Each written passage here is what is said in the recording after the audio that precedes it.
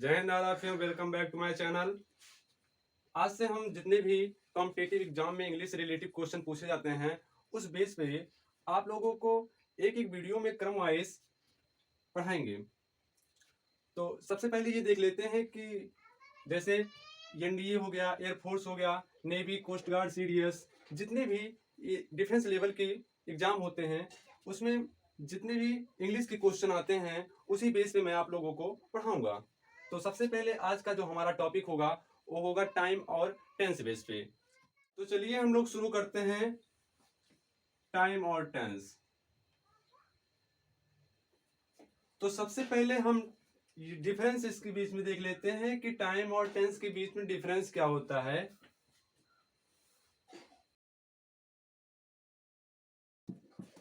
तो टाइम का मतलब होता है समय और टेंस का मतलब होता है काल।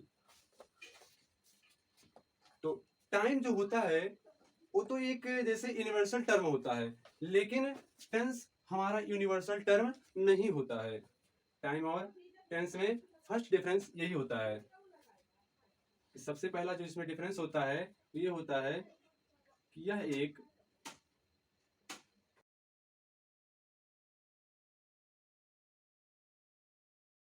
और टेंस जो होता है ये हमारा यूनिवर्सल टर्म नहीं होता है। दूसरा डिफरेंस ये होता है कि यह एक ग्रामेटिकली टर्म नहीं होता है, नहीं होता है। और टेंस जो होता है ये ग्रामेटिकली टर्म होता है। ग्रामेटिकल टर्म का होने का मतलब ये होता है फ्रेंड्स कि ये हमारा व्याकरण से संबंधित नहीं होता है, ये हमारा इंग्लिश ग्रामर से संबंधित नहीं होता है। और जो टेंस होता है ये हमारा ग्रामर पोर्शन से संबंधित होता है। तो हमारा टाइम और टेंस में ये डिफरेंस होता है। टाइम और टेंस एक ऐसे वर्ड होते हैं कि जिनमें तो रिलेशन होता है, फिर भी रिलेशन होते हुए भी इन दोनों के बीच में डिफरेंस होता है। तो जो हमारा मेन इंपॉर्टेंट डिफरेंस होता है वो यही होता है कि जो टाइम होता है वो यूनिवर्सल टर्म होता है और जो टेंस होता है ये यूनिवर्सल टर्म नहीं होता है। और दूसरा डिफरेंस ये होता है कि ये एक ग्रामेटिकल टर्म नहीं होता है। टाइम जो होता है ये हमारा ग्रामेटिकल टर्म नहीं होता है और जो टेंस होता है ये हमारा ग्रामर से संबंधित होता है, इसीलिए ये कहा जाता है कि ये ग्रामेटिकल टर्म होता है। तीसरा डिफरेंस ये होता है प्यारे कि टाइम जो होता है ये भाषा से मुक्त होता है, भाषा से स्वतंत्र होता है या भाषा से मुक्त होता है। टाइम पे भाषा का कोई इफेक्ट नहीं पड़ता है, लेकिन जो टेंस होता है ये भाषा से मुक्त नहीं होता है। और चौथा हमारा डिफरेंस यह होता है कि टाइम से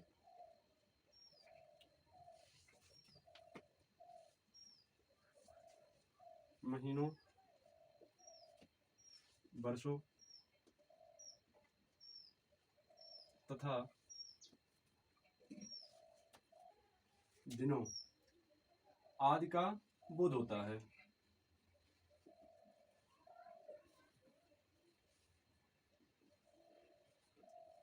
टाइम से महीनों, वर्षों तथा दिनों आदि का बोध होता है, जबकि टेंस से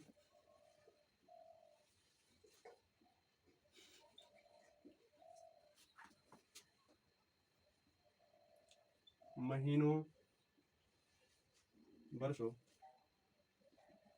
तथा दिनों का बोध नहीं होता है।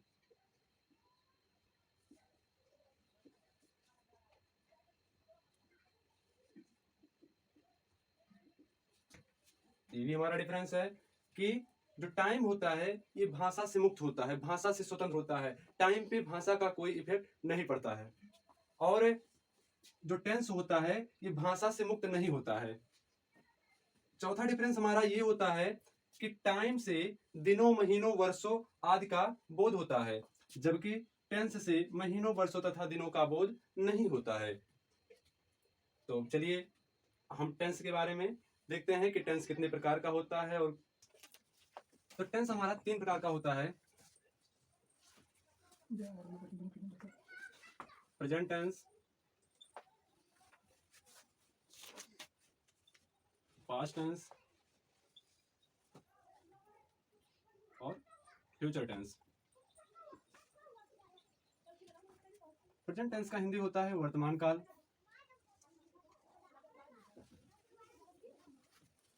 पास्ट टेंस का हिंदी होता है भूतकाल।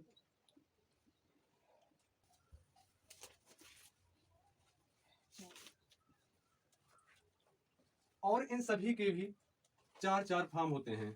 इन सभी के चार चार फॉर्म होते हैं। नंबर 1 इंडेफिनेट, दूसरा कंटिन्यूअस,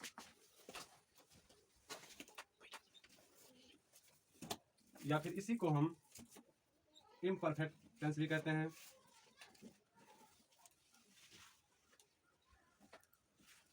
या फिर इसी को हम प्रोग्रेसिव टेंस भी कहते हैं।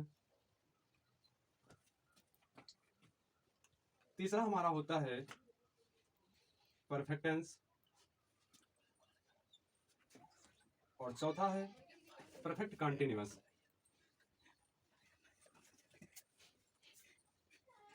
Perfect continuous. तो सबसे पहले हम क्या करते हैं कि टेंस के प्रकार के बारे में पढ़ने से पहले थोड़ा ये हम जान लेते हैं कि अगर कोई सेंटेंस आ जाए तो उसका ट्रांसलेशन हम किस तरीके से करें कि आसानी से उसका ट्रांसलेशन हो जाए। तो कोई भी टेंस का कोई भी सेंटेंस हो तो सबसे पहले हमें क्या करना होता है कि सेंटेंस में सब्जेक्ट का पता लगाना होता है, और उसके बाद वर्ब का, फिर ऑब्जेक्ट का, और उसके बाद अदर वर्ड का।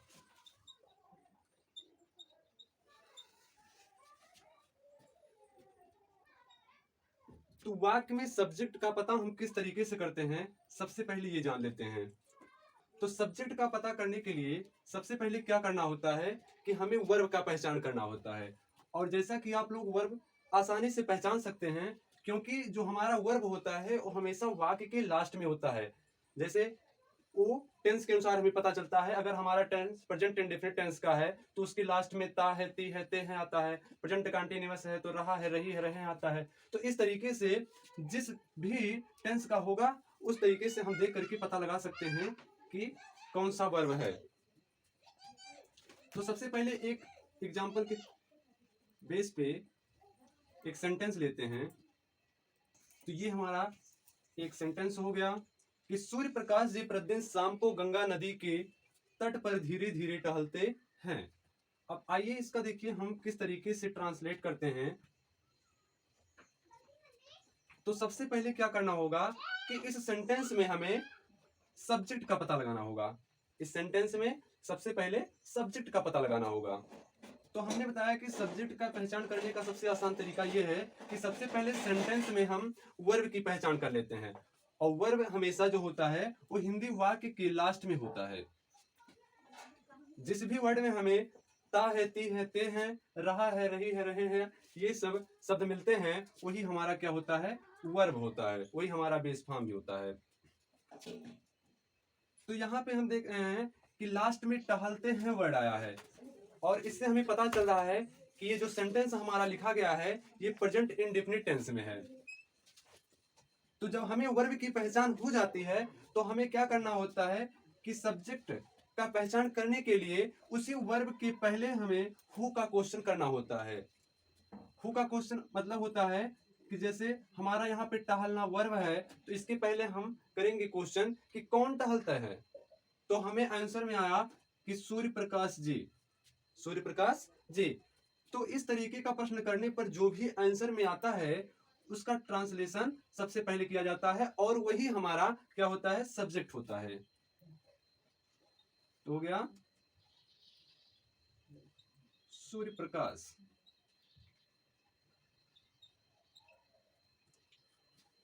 और उसके बाद अब क्या करना होता है कि हमें वर्ब लिखना होता है। तो प्रेजेंट इंडेफिनिट टेंस का ये सेंटेंस है। तो यहाँ पे सूर्य प्रकाश जी एक वचन है, तो यहाँ पे हमें क्या करना होगा कि वर्ब का फिफ्थ फॉर्म लिखना होगा। और वर्ब का फिफ्थ फॉर्म क्या होता है कि वर्ब के बेस फॉर्म में यदि हम यस या ईएस जोड़ देते हैं तो वो हमारा वर्ब का फिफ्थ फॉर्म कहलाता है। तो यहाँ पे टहलना की अंग्रेजी हो जाएगा वॉक, और ये हमारा सिंगुलर नंबर है तो हमें क्या करना होगा, इसमें यस जोड़ देना होगा। अब उसके बाद क्या करना होता है कि हमें ऑब्जेक्ट की पहचान करना होता है। किसकी पहचान करना होता है? ऑब्जेक्ट की पहचान करना होता है। तो ऑब्जेक्ट जो होता है हमारा, ये भी दो प्रकार का होता है। ऑब्जेक्ट हमारा दो प्रकार का होता है, एक होता है लिविंग ऑब्जेक्ट और एक होता है नॉन लिविंग ऑब्जेक्ट। लिविंग का मतलब होता है सजीव कर्म, और नॉन लिविंग का मतलब होता है निर्जीव कर्म। तो दो तरीके का हमारा ऑब्जेक्ट हो गया, लिविंग और नॉन लिविंग। तो सजीव कर्म जो होता है उसकी पहचान करने के लिए हमें किसे या किसको, किसे या किसको का प्रश्न करने पर हमें लिविंग ऑब्जेक्ट मिलता है, और नॉन लिविंग के लिए क्या करना होता है, क्या का प्रश्न करना होता है, व्हाट का। तो जब हम क्या का प्रश्न करते हैं तो हमें निर्जीव कर्म मिलता है। तो यहाँ पे हम क्या करेंगे कि इस जो टहलना वर्ब है इसी के पहले हम क्वेश्चन करेंगे कि किसे टहलते हैं, जो कि हमारा एक रॉन्ग सेंटेंस है। अगर हम क्वेश्चन करें कि क्या टहलते हैं तो ये भी हमारा एक रॉन्ग सेंटेंस हो जाएगा। अर्थात इससे हमें ये पता चलता है कि इस सेंटेंस में हमारा कोई भी ऑब्जेक्ट नहीं है। उसके बाद हमें क्या करना होता है फ्रेंड्स कि अदर वर्ड पे आना होता है, और अदर वर्ड में हमारा कई चीजें होते हैं, जैसे हमें हाउ का प्रश्न करना होता है, उसके बाद वेयर का प्रश्न करने पे आंसर मिलता है, उसके बाद व्हेन का प्रश्न करने पर मिलता है। तो इस तरीके से हम प्रश्न कर करके बड़े से बड़े सेंटेंस का ट्रांसलेट कर सकते हैं। तो जब हम हाउ का प्रश्न करते हैं तो हमें एडवर्ब ऑफ मैनर का पता चलता है।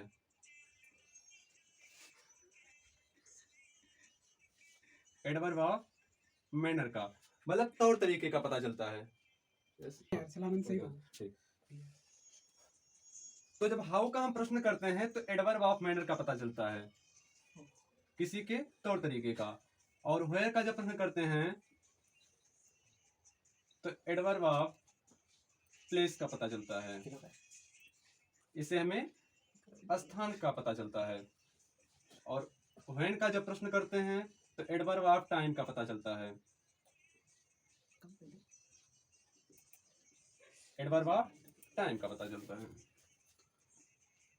तो अब हम हाउ का प्रश्न करते हैं कि कैसे टहलते हैं, तो हमें आंसर में आया कि धीरे धीरे, और धीरे धीरे की अंग्रेजी होती है स्लोली।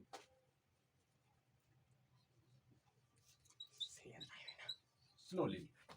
अब उसके बाद फिर क्या करना है कि हमें वेयर का प्रश्न करना है, कहाँ टहलते हैं, तो हमें आंसर में क्या मिला कि गंगा नदी के तट पर, गंगा नदी के तट पर।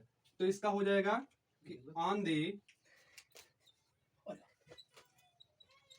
बैंक ऑफ द रिवर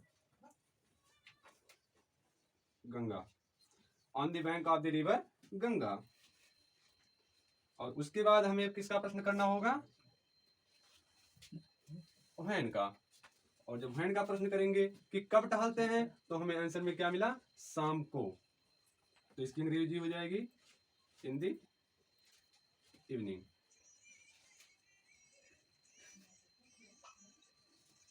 और हमारा फिर बचा लास्ट में प्रतिदिन, इसका अंग्रेजी हो जाएगा डेली।